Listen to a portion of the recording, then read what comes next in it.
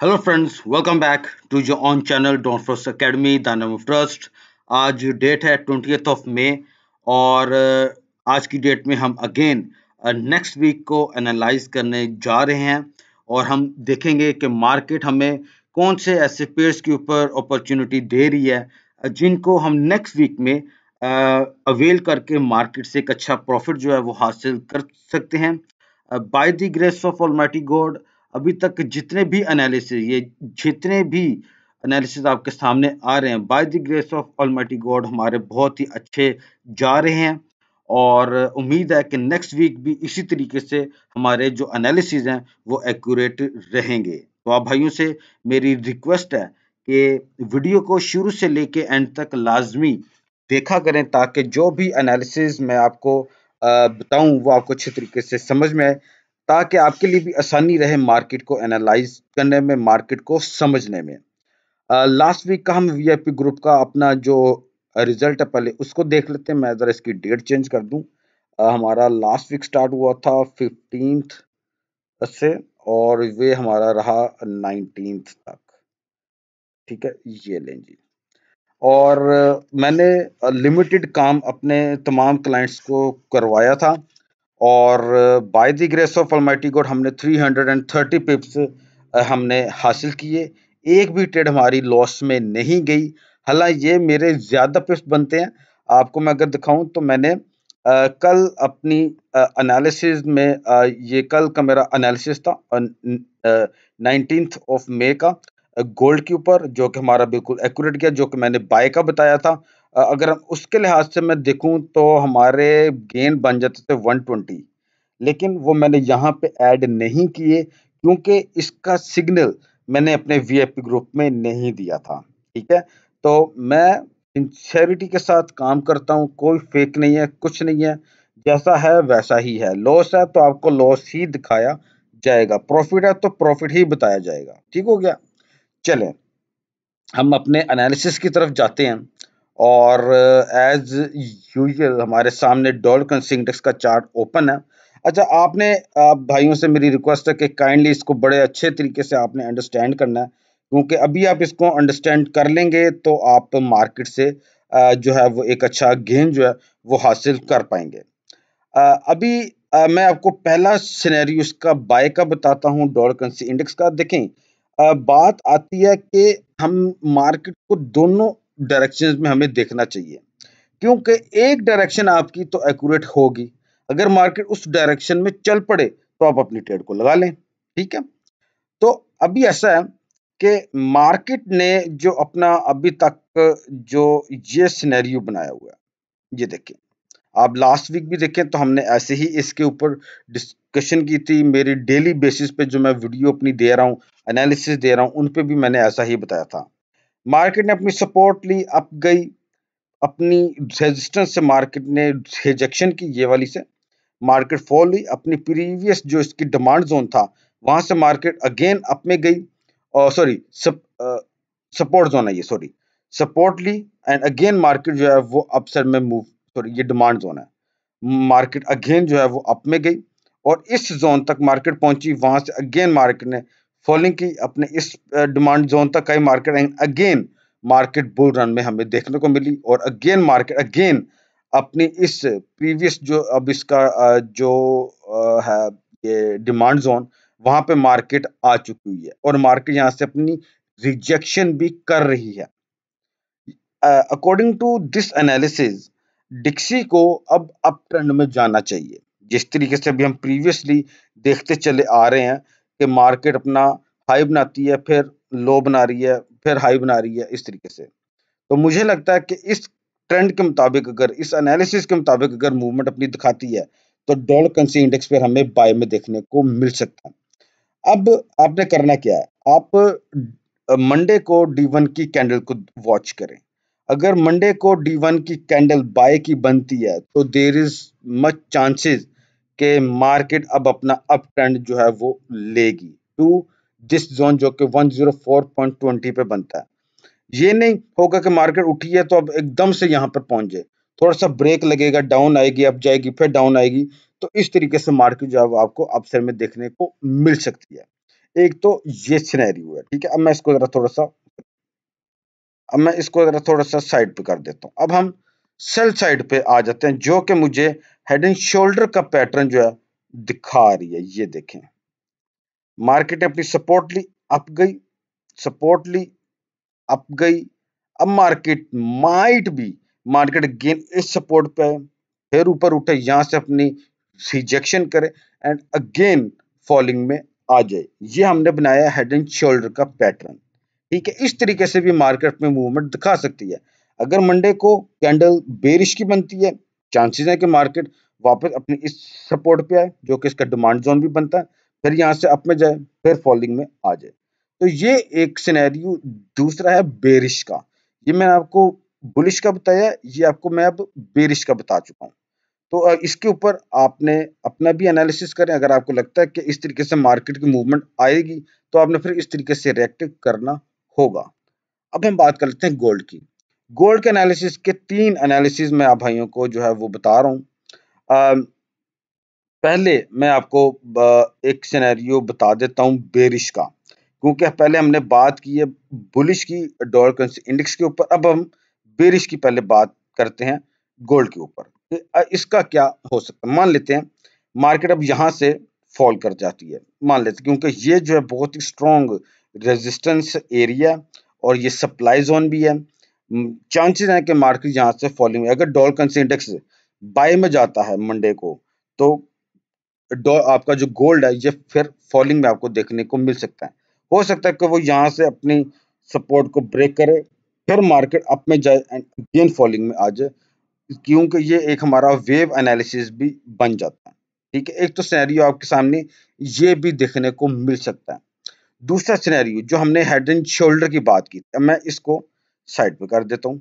अब हम इस वाले की बात कर लेते हैं। ये मान लेते हैं कि मार्केट डिक्सी की हेड एंड शोल्डर का पैटर्न क्रिएट करती है, ठीक है। मार्केट उसकी डाउन आती है, गोल्ड अप में जाता है, ठीक है। फिर मार्केट यहाँ से ये जो जोन है, ये जोन बहुत ही अहमियत का हामिल है मेरे नज़दीक, ठीक है, जो कि 1990 का जोन बनता है। मार्केट यहाँ से जाके अगर आपको रिजेक्शन देती है, तो चांसेस है कि मार्केट की यहाँ से फॉलिंग की तरफ जाए और अगेन इस वाले जोन में अपनी सपोर्ट ले और अगेन मार्केट अपसाइड में मूव ले जाए टू 2005 पे, ठीक है। तो ये सिनेरियो भी हमारे सामने आ सकता है अगर मार्केट हेड एंड शोल्डर का पैटर्न क्रिएट करती है ऑन डॉलर करेंसी इंडेक्स, ठीक है।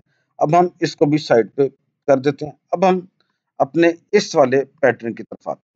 ये पैटर्न वो है कि डॉलर करेंसी इंडेक्स भी यानी कि जिगजैग में रहे, यानी कि साइड वे में अपनी मूवमेंट दिखाए, तो गोल्ड भी फिर आपको इस तरीके से अपनी मूवमेंट दिखा सकता है। लेकिन इसके चांसेस मुझे वैसे थोड़े से कम लग रहे हैं। या तो ये मूवमेंट हमें देखने को मिलेगी, या तो फिर इस तरीके से मार्केट जो है वो अपनी मूवमेंट दिखाएगा, ठीक है। तो मैंने आपको दोनों सिनेरियो, बल्कि 3 सिनेरियोज मैंने आपको बताया गोल्ड को अपने नेक्स्ट वीक में किस तरह से ट्रेड करना है। इनमें से कोई एक पैटर्न आपके सामने बन जाए, आप उसके मुताबिक ट्रेड करना शुरू कर दें गोल्ड को, सिंपल। आगे बात कर लेते हैं यूरो यूएसडी। यूरो यूएसडी मुझे वीक लग रहा है और इसका एनालिसिस मैंने जो है एक्चुअली में D1 पे किया। अ, मैं आपको D1 पे लेके जाता हूँ, वहां पे आपको ज्यादा मुनासिब रहेगा। ये देखें, मार्केट ने अपना एक टर्न लिया, यानी कि यहाँ से मार्केट उठी, फिर मार्केट ने एक टर्न लिया, यहाँ पे मार्केट ने कंसोलिडेट किया, मार्केट अपना हाई को ज्यादा देर तक होल्ड नहीं रख पाई, मार्केट फॉलिंग में आ गई। अभी मुझे लगता है इसकी जो नेक्स्ट जो टारगेट है यूरो यूएसडी का, वो मेरे नज़दीक 1.0540 है। ये थोड़ा सा लॉन्ग कह लें कि हमारा एक टारगेट है, लेकिन मुझे लगता है कि मार्केट यहाँ तक जो है वो फॉल कर सकती है। ये जो सिनेरियो है, अब मैं आपको जरा थोड़ा सा इसको ये वाला जो जोन आप देख रहे हैं, ये बनता है जनाब 1.0845। यहाँ पे यूरो यूएसडी पहुंचे और आपको रिजेक्शन मिले, तो मेरे ख्याल में बेस्ट टाइम होगा यूरो यूएसडी पे शेयर की ट्रेड को एक्टिव करने का फॉर द टारगेट 1.0540। मुझे मालूम है कि ये नेक्स्ट वीक में हिट नहीं हो सकता है, इसको 2 वीक्स भी लग सकते हैं, 3 वीक्स भी लग सकते हैं, लेकिन फाइनल जो इसकी डेस्टिनेशन जो मैं देख रहा हूँ वो ये देख रहा हूँ। उसके अंदर आपको जितनी बार भी ये अपने सप्लाई जोन पे मिले, आप इसके ऊपर सेल की अपॉर्चुनिटी को अवेल करें। ठीक है, तो मेरे ख्याल में इस तरीके से ट्रेड करना चाहिए यूरो यूएसडी को। एक दफा मैं H4 पे भी इसको देख लूं। ये बहुत ही जबरदस्त जोन में आया हुआ है। अगर बिल्कुल सही बात है, ये इस तरीके से हमें इसकी मूवमेंट देखने को मिल सकती है, यानी कि मार्केट यहाँ पे जाए, रिजेक्शन करे, डाउन साइड में आए, अपना ब्रेकआउट दे, फिर अप में जाए, यहाँ से आपको रिजेक्शन मिले, फिर आप इसके ऊपर सेल की एक और एंट्री भी ले सकते हैं। टारगेट मैंने आपको बता दिया हुआ। अब हम बात कर लेते हैं पाउंड यूएसडी की। इसका एनालिसिस भी मैंने D1 के चार्ट पे किया, और वही एनालिसिस है जो कि मैंने अभी आपको यूरो यूएसडी का बताया। कोई इसके अंदर खास चेंज नहीं है। आपने बस एक चीज का ध्यान रखना है पाउंड यूएसडी को ट्रेड करते हुए, कि अब आपने अगर इसके ऊपर सेल की ट्रेड एक्टिव करनी है तो मेक श्योर कि फ्राइडे का जो लो लगा है, मार्केट जब तक उसको ब्रेक नहीं करती, आपने इसके ऊपर सेल की ट्रेड एक्टिव नहीं करनी। मार्केट उसको ब्रेक करती है, आप सेल करें, यहाँ से मार्केट सपोर्ट ले, अप में जाती है, यहाँ से आपको अगर रिजेक्शन मिलती है, यहाँ पे ये वाली जो प्राइस है जो कि 1.2400 बोल लें, यहाँ से अगर आपको रिजेक्शन मिले, फिर एक आप सेल की ट्रेड भी एक्टिव कर सकते हैं। मैं इसका फाइनल जो टारगेट है वो 1.1930 देख रहा हूँ। ये जो ट्रेंड लाइन आपके सामने ड्रॉ की है, यानी कि ये अप ट्रेंड हमें दिखा रही थी, अब मार्केट डाउन ट्रेंड में मूवमेंट अपनी कर सकती है। ठीक है, तो बहुत ध्यान से इसके ऊपर आप ट्रेड करें। अगर आपकी ट्रेड मुनाफे में चलना शुरू हो जाए, मेरे ख्याल में उसको एकदम से आप क्लोज मत करें। अगला हमारे सामने जो पेयर है वो यूएसडी जापानीज येन है। जापान के हालात मैं अच्छे नहीं देख रहा, मुझे जापान वीक लग रहा है, और हमारे तमाम इसके ऊपर जो एनालिसिस थे वो एक्यूरेट गए हैं। अगर तो मंडे की कैंडल बाय की बनती है और फ्राइडे का हाई को ब्रेक करती है, मेरे ख्याल में आपको इसके ऊपर बाय की ट्रेड एक्टिव करनी चाहिए for the target 142.00 and then 145.50 आपका टारगेट होगा। लेकिन ये बहुत दूर है, लेकिन ये टारगेट शायद आपको नेक्स्ट वीक में भी देखने को मिल सकता है, लेकिन ये ज्यादा दूर नहीं होगा। ठीक है, दूसरा अगर हम सिनेरियो की बात कर लेते हैं, मान लेते हैं कि मार्केट इस तरीके से मूवमेंट नहीं करती, मार्केट मंडे को बेरिश में आ जाती है फॉर एग्जांपल, तो मार्केट को फिर आने दें। मैं आपको यही कहूंगा कि मार्केट को फिर नीचे आने दें। ठीक है, क्यों? अगर मार्केट इसके नीचे आती है तो मतलब ये जो ब्रेकआउट आपके सामने आया हुआ है ये कहलाएगा फेक ब्रेकआउट, यानी कि मार्केट अपने इस ब्रेकआउट को होल्ड नहीं कर पाई और मार्केट डाउन साइड में आ गई, यानी कि जो सेलर्स है वो अब मार्केट में कंट्रोल ले रहे हैं। मार्केट अपनी सपोर्ट को ब्रेक करती है, डाउन आती है, अप में जाती है, यहाँ पे आपको रिजेक्शन मिल जाए, best time to sell it for the target 134.20 and then 130.60। इसके चांसेस बहुत ही कम है, लेकिन ये फिर आपका टारगेट जो है वो बन सकता है। आगे हम बात कर लेते हैं यूएसडी सीएचएफ की। इसका एनालिसिस मैंने H4 पे किया, जबरदस्त एनालिसिस है मेरे नजदीक। आप लोगों के साथ भी शेयर करता हूँ, भाइयों के साथ। देखिए, मैं दोनों सिनेरियोज आपको बताता हूँ ताकि मार्केट जो भी आपको सिनेरियो दिखाए आपके लिए आसानी रहे उसको ट्रेड करने में। मैं इसको जरा थोड़ा सा हाइड करूँ। ओके, ये देखें, अभी ऐसा मार्केट में इस ट्रेंड लाइन को बहुत ही अच्छे तरीके से ओबे कर रही है। ठीक है, और हमने देखा भी कि डॉलर करेंसी इंडेक्स भी बुलिश में हमें देखने को मिलता चला जा रहा है।